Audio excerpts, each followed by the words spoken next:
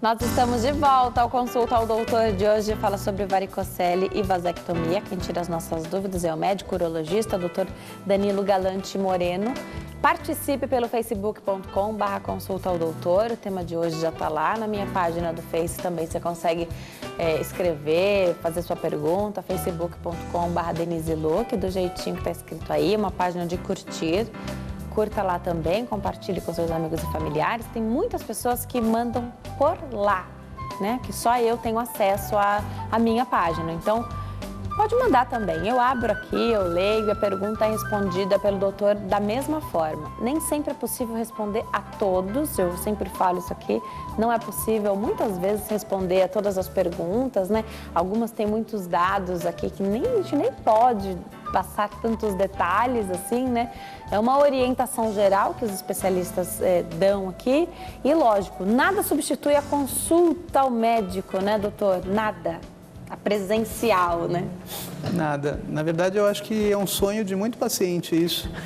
Desde que eu abri página no Facebook e no Instagram, eu recebo também uma enxurrada de perguntas. E às vezes o paciente vai começando devagarzinho, pergunta uma coisa, pergunta outra. Até chega no detalhe dele, Até né? chegar no... Mas e aí, o que eu tomo, qual a dose? E nessa hora você para, porque o CRM também não permite que você trate ninguém, que também é péssimo, porque você não vê o paciente, você não sabe nem se é para ele, às vezes ele está fazendo pergunta em nome do tio. Isso. E realmente, quando você vê um paciente, você examina... você pergunta determinadas coisas, muda completamente. Inclusive a pergunta dele, ele chega com uma dúvida, querendo tratar uma coisa, e você mostra para ele que não é bem aquela preocupação dele que é importante, e sim uma outra coisa que ele nem sabe que ele tinha.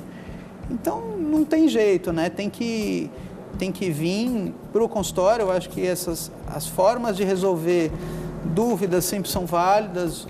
O programa seu super útil, o Facebook, o Instagram é legal, eu respondo bastante, mas não substitui, né? Não tem como trocar a consulta realmente. Tá. Estou recebendo várias perguntas sobre a vasectomia e cirurgia de reversão. A gente vai chegar lá, estou anotando tudo aqui para perguntar no momento oportuno. Perguntinhas aqui. A Karine, que fez aquela primeira pergunta sobre o espermograma, se pode detectar infertilidade, faz outras perguntas. Se hérnia nos testículos também pode causar infertilidade? Vamos lá, Karine. A hérnia, na verdade, ela é inguinal, né? Ela é da região da virilha, que a gente chama de inguinal.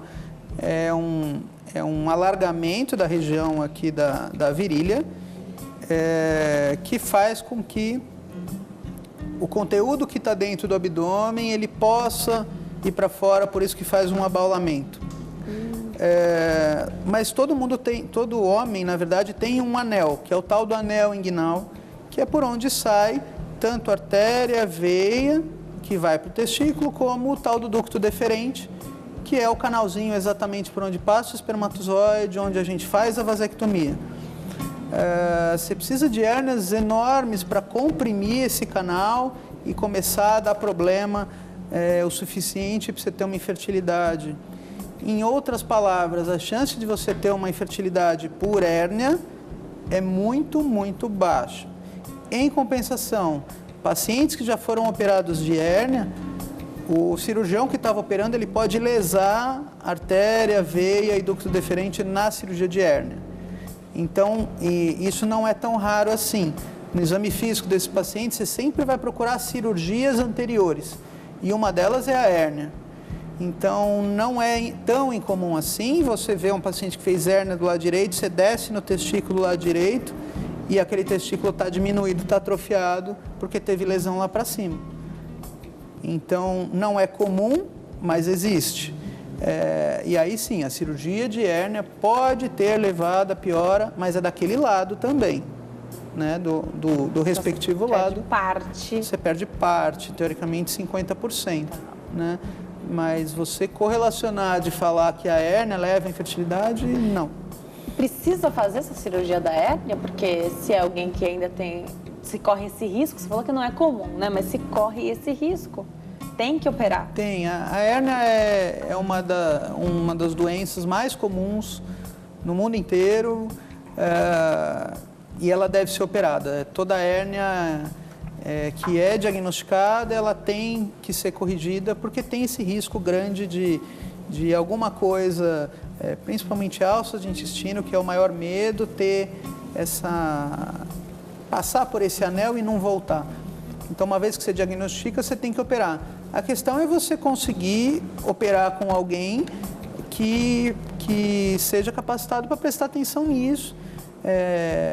Na formação de qualquer cirurgião, passa pela realização de correção de hérnia. Então, eu fiquei 2 anos também, como todo urologista, fiz 2 anos de cirurgia geral, eu também fiz muita cirurgia de hérnia, e a gente sabe, mas é uma coisa evitável. Você está lá, você vê, se joga para o lado aquele ducto, não é? Você falou várias vezes sobre enxergar ali o local, né? Então, ter ali o seu lugar de trabalho e separar aquilo que pode trazer um risco maior. É visível, né? É visível, você enxerga e realmente se separa uma coisa da outra. Então é um cuidado ali, é buscar de repente um especialista, alguém que esteja muito acostumado com esse tipo de cirurgia, que vai poder acertar. Sim, você nunca jura que é 100%. Não tem 100%. Né? Mas que você diminui muito a chance de ter qualquer problema, mas não pode evitar de operar uma hérnia por causa de infertilidade, isso não. Entendi. A Sônia Caetano pergunta sobre a cachumba. Eu perguntei da cachumba, não é? Já? Se é possível. Não. Perguntei no intervalo, né? Cachumba, é verdade que causa infertilidade? Importante essa pergunta, né? Porque às vezes as pessoas falam tão na questão mais popular, né? Que a gente acaba sem saber se é verdade. A cachumba desce, né? Você escuta isso. Você pode ter essa situação, sim. Pacientes que tiveram cachumba podem ter uma alteração no testículo e isso levar a uma atrofia testicular, pode ser inclusive bilateral, e esses pacientes eles terem, no exame físico, por exemplo, um tamanho do testículo muito diminuído, e o resultado disso pode ser uma infertilidade, sim. Eu acho que não é válido ficar amedrontado toda vez que tem cachumba, porque é uma mínima parte dos pacientes que têm cachumba que vão ter orquite. É para seguir o que o médico pediu, se é o repouso que ele pediu, faz tudo direitinho, que aí a chance de dar errado é muito pequena. Normalmente não tem esse tipo de problema. Ótimo. Então, uma pergunta maravilhosa da Renata Consolação. Ela diz aqui, um homem que já tem filho e nunca fez cirurgia nenhuma, porque você falou que busca cirurgias aí do passado, né, especialmente aí na região. Ele foi diagnosticado, então, com azoospermia, depois de 18 anos. Qual a explicação? O filho dele tem 18 anos, pelo que eu entendi. Pelo que eu entendi, sim. Ele não tem uma infertilidade, tem uma classificação, não é muito útil, mas ele não tem uma infertilidade primária, ou seja, não é que ele é infértil desde que nasceu, então uma infertilidade secundária, porque ele já teve filho e a partir de um ponto, que a gente não sabe qual, ele começou a ser infértil. A azoospermia, né? É legal explicar que a azoospermia é uma classificação do espermograma. Né? Quando você pega o espermograma e ele está zerado, 0 espermatozoides, essa condição a gente chama de azoospermia. Naquele número que você espera 15 milhões, é isso? Isso. Aí deu 0. Deu 0. Esse tem azoospermia. Se vier com 2 espermatozoides, ele não é azoospermico. Entendi. Mas 0 pode ter vários motivos. Primeiro, ele pode ter alguns motivos que ela não considera como importantes. Por exemplo, nunca foi operado, mas radioterapia, quimioterapia, medicações que eventualmente ele tenha tomado, até a reposição de testosterona que a gente conversou, que não é uma coisa óbvia e que para alguns é até uma coisa benéfica, afinal você está aumentando o hormônio masculino, era para a fertilidade aumentar. E tem também a porcentagem dos homens que você busca alguma alteração e você não acha. Né? Então, existe as azoospermias sem explicações, que você investiga o paciente inteiro, vê a parte hormonal, tem a questão hormonal, com o tempo tem alguns pacientes que têm queda dos níveis hormonais, a testosterona é uma delas, hormônios da tireoide, tem alguns hormônios como a prolactina, que vem da hipófise, que também pode estar aumentado. Então, tem uma investigação paralela que foge um pouco desses motivos óbvios, vamos dizer assim, cirurgia, medicação, tem umas outras coisas que podem aparecer. Mas tem que ter sempre na cabeça que tem uma quantidade de homens aí que você não vai encontrar. Perfeito. Vamos partir para a vasectomia? Se tiver pergunta mais sobre varicocele, a gente volta e fala também. Vasectomia. Vasectomia é o correspondente masculino para a laqueadura? Então, as mulheres fazem laqueadura, os homens fazem vasectomia, é isso? Perfeito.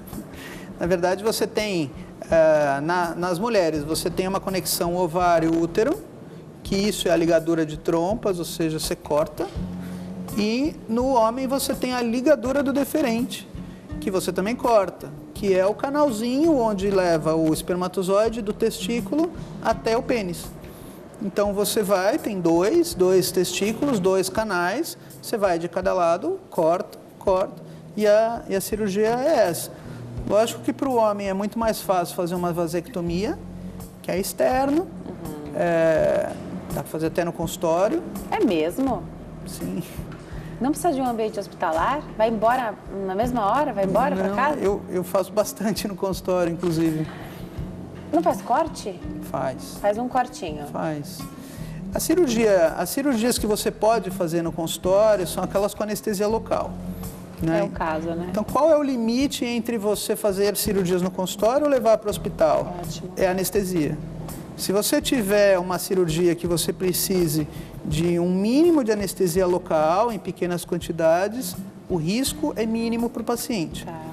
Ao mesmo tempo, mesmo com anestesia local, se você tiver uma grande área que você tenha que operar e você precisa de muito anestésico local, você pode ter complicações para o paciente. Então, aí é recomendado ir para um hospital.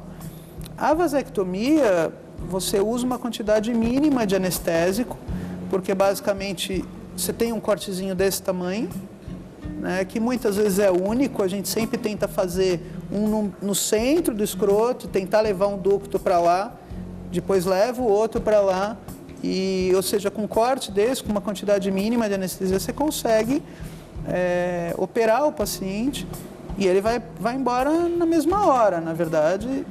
Você opera ele, eu peço sempre para esperar 1 hora, 1h30, sempre vim com acompanhante, né? Normalmente vem a esposa, que foi a que incentivou ele a fazer a vasectomia. Porque senão sobra para ela fazer a laqueadura, né? Que você falou que é tão simples, a laqueadura é uma coisa bem mais complexa, né? A gente escuta fazer laqueadura principalmente em mulheres que tiveram muitos filhos. E daí, naquele último que vai para a cesárea, você fala, por favor, aproveite, né? Aproveite o momento. Mas a vasectomia, porque é complicado você abrir um abdômen para chegar na trompa, né? Sim. Tem várias perguntas sobre reversão da vasectomia. E a pergunta é... Lógico, a vida muda, né? Mas não é algo muito bem pensado sobre fazer vasectomia? O objetivo principal ali é não ter mais filhos, né? Se faz vasectomia para não ter mais filhos, porque essa é a única parte que vai ficar prejudicada. Todo o resto, inclusive da parte sexual, preservadíssima, né? As coisas mudam, eu entendo, mas não tem muita conversa, doutor, antes de fazer a vasectomia? Eu acho que tem que ter. Eu tenho 1 hora para explicar para o paciente tudo que ele quer, porque, inclusive, uma das coisas que eu falo você pensou bem, sua esposa pensou bem, é uma decisão conjunta. Precisa ser uma decisão conjunta, né? Vocês sabem o que vocês estão fazendo? Não, está tudo certo. Normalmente eles falam que estão completamente decididos. Olha, antes disso, antes da gente começar a falar de vasectomia, eu preciso te falar que existe reversão de vasectomia. Inclusive, eu preciso te explicar as taxas de sucesso da reversão de vasectomia. Perfeito. A gente vai falar disso. Perfeito. Então, vamos lá. Não, doutor, mas como é que eu vou? Eu não vou reverter. Aí eu sempre respondo o seguinte: olha, se não tivesse paciente querendo reverter, eu não tinha aprendido a cirurgia. Isso eu nem falaria, é verdade, né? Nem tinha cirurgia para fazer. Engraçado isso, né? Você falou da taxa de sucesso. Tem taxa de sucesso da vasectomia? Ela pode não dar certo? Acontece. Por isso que a gente sempre tem o controle do espermograma. Você opera o paciente e depois de um mês, mais ou menos, Ele vai checar. a gente checa. Já você fala pra gente, então, como é que checa, como é que sabe se deu certo ou não, né? Já, doutor, explica. São 3 minutinhos de intervalo. O bate-papo tá ótimo, né? Não sai daí, não.